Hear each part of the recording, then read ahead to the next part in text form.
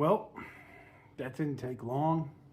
There's now a call to action to save Chrysler. Let's talk about it.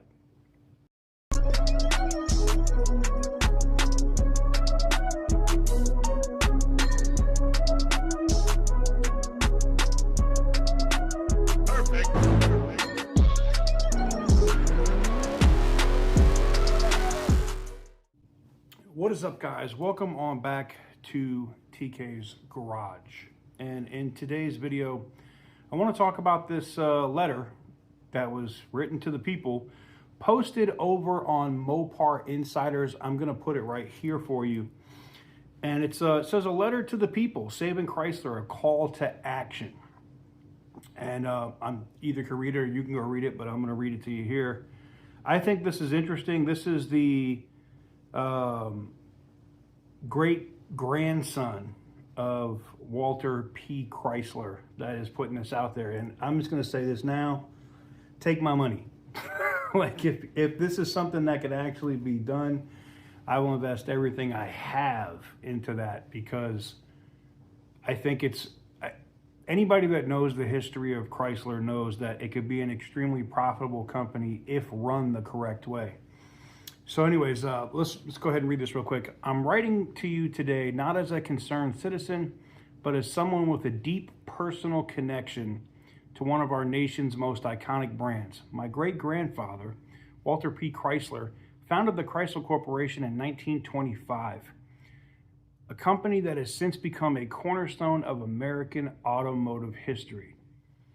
As we approach the 100th anniversary of Chrysler, with plans for what could be the largest gathering of Chrysler products ever seen in North America at next year's Chrysler's Carlisle event, I believe the time for change is now, and I'm ready to lead that change.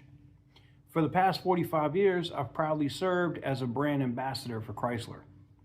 I've seen the highs and the lows, the triumphs and the challenges, but today I believe we're at a critical juncture.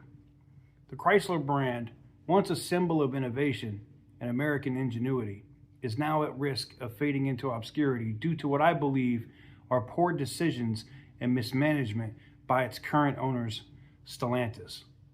I couldn't agree more. Stellantis, a company that seems out of touch with the American market, has allowed sales to decline, delayed new product launches, and put the livelihoods of our dealers and workers in jeopardy. Prices are soaring, layoffs are looming, and the future of the brand hangs in the balance. Meanwhile, Stellantis' CEO, Carlos Tavares, earns a staggering $39.5 million salary, a figure that seems grossly out of proportion given the struggles facing the company. Again, I agree. My great-grandfather was hired by General Motors in 1911 to save the failing Buick brand. Here's something I'm learning today. Within a few years, he turned Buick into GM's most profitable division. But even back then, poor management decisions like investing in impractical projects threatened to derail his efforts. This mirrors the situation today where Stellantis' investments in ventures like Archer Aviation seem to distract from the core business of building great cars. These funds would rather be spent revitalizing the Chrysler brand. I agree. You're wasting money on a physical drone product. Like, that's so dumb. The current management at Stellantis, overseeing more than 15 brands, cannot give Chrysler the necessary attention. The result? Mediocrity at best. And now with the potential entry of Chinese automaker BYD into the U.S. market, our industry faces an even greater threat. The influx of cheap cars that could devastate our manufacturing base, and this is not just a possibility, it's a fact.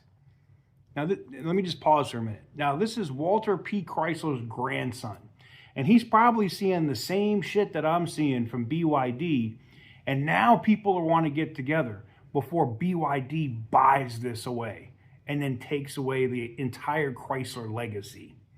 Anyways, I was hopeful when Christine Fuel was appointed to lead the Chrysler brand, but year after year, we see Chrysler products being pushed further down the priority list, while slow-selling brands like Fiat, Alfa Romeo, and Maserati receive more attention. Chrysler has deep roots in the American market, serving as a reliable and accessible option for the middle class. Does Stellantis understand this? Chrysler needs new products now, not tomorrow, not next year, now. Recently, the United Auto Workers president, Sean Fain, criticized Stellantis and Carlos Tavares for failing to honor contracts. I stand with our workers, but it's clear that the current approach is not working. Stellantis and GM are pricing themselves out of the market. And layoffs seem inevitable. Sorry, I had to pop up. This is a situation that cannot continue. But I am not without hope. I am confident that investors will see the potential in resurrecting this historic brand.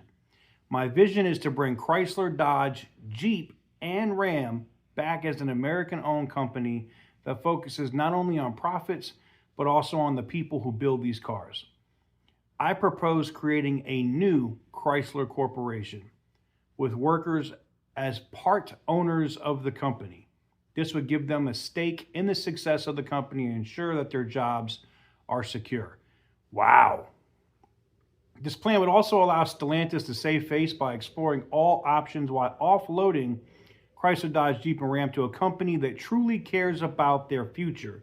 This is not just a business opportunity, but a chance to restore pride in an American icon and secure the future for thousands of workers. The situation is dire, but with the right leadership and a clear vision, I believe we can turn things around. The time for action is now, and I'm ready to step up and save the brand that my great-grandfather built. With the support of investors and the commitment of our workers, we can ensure that Chrysler name lives on for another 100 years. Sincerely, Frank B. Rhodes, Jr. Woo, sorry, I had to stop for a minute and get some coffee, get myself together there. Listen, I agree with almost everything he said. And yes, I think if the UAW wants to make a real statement, they want to invest. They want to buy Chrysler from Stellantis. The problem is Stellantis is not going to sell Jeep. They're not. Unless the money is just so insane that they have to, like, the offer would have to be so ridiculous that when you present it to the board of directors, because they have a fiduciary responsibility to listen to all offers for their shareholders, it would have to be an insane offer, like an Elon Musk buying Twitter offer. Like, it would have to be something where the board can't say no. As far as BYD goes, yeah, where there's smoke, there's fire. I've been saying this. I've been the main proponent talking about this, just looking as somebody that's worked in intelligence for 20 years. You know, not only is our job like, it's not like James Bond, but not only are we like stealing secrets, developing assets, things of that nature in different places, different countries, different companies, but you have to kind of have a broad sense of common sense, right? And that's with economic issues, money, numbers, economies, and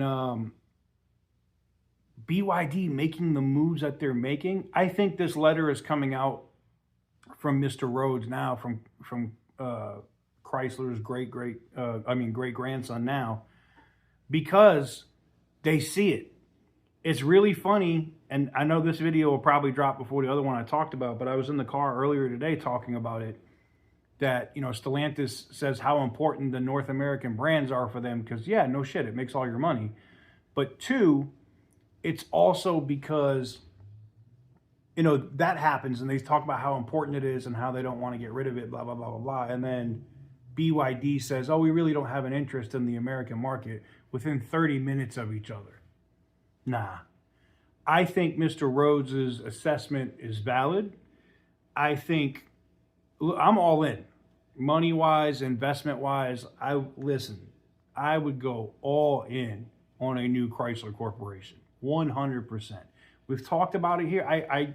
look, we wanted to set up a fund to be able to get a voice on the board, you know, to be able to have access to get Carlos Tavares the hell up out of there. You know what I'm saying?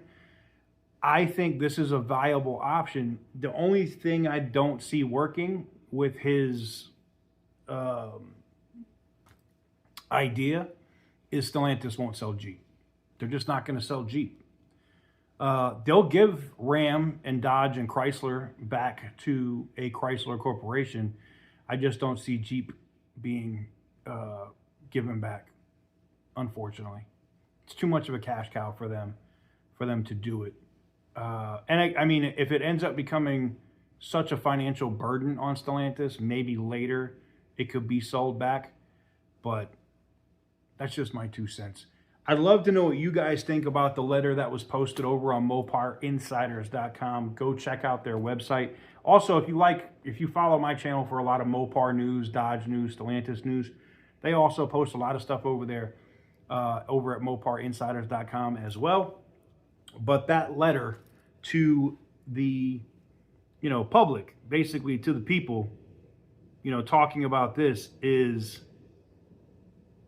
it's just absolutely huge, man. Absolutely huge. I hope that there's some traction there and he's actually able to do something. Let's talk about it. Let me know what you guys think in the comment section down below. Please give the video a big thumbs up if you like what I do. Hit the subscribe button if you haven't already. And as always, stay petty, my friends.